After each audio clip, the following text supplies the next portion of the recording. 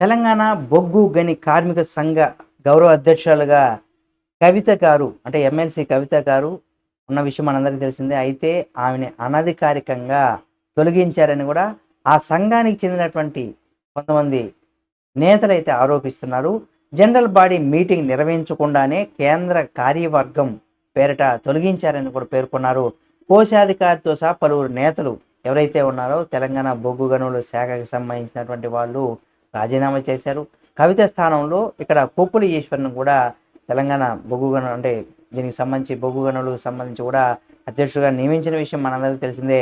BRS ఇవాళ ఒక ప్రకటన కూడా విడుదల చేసింది. అయితే ఇప్పుడు ఈ వ్యవహారం రోజు రోజుకి అటు కవిత వర్సెస్ కేటీఆర్ అన్నట్టుగా కూడా వీరి మధ్య జరుగుతున్నటువంటి కోల్డ్ వార్ ఏదైతే ఉందో ఎప్పుడు సద్దుమణుగుతుంది, అది అసలు సద్దుమణుగుతుందా లేదా, రానున్న రోజుల్లో బీఆర్ఎస్ పార్టీ పరిస్థితి ఎలా ఉండబోతుంది అనేది కూడా చూడాలి. ఈ వీడియో మీకు నచ్చితే లైక్ చేయండి. మరిన్ని వీడియోల కోసం మన ఛానల్ని సబ్స్క్రైబ్ చేసుకుని పక్కనే ఉన్న బెల్ బటన్ నొక్కడం మాత్రం మర్చిపోకండి.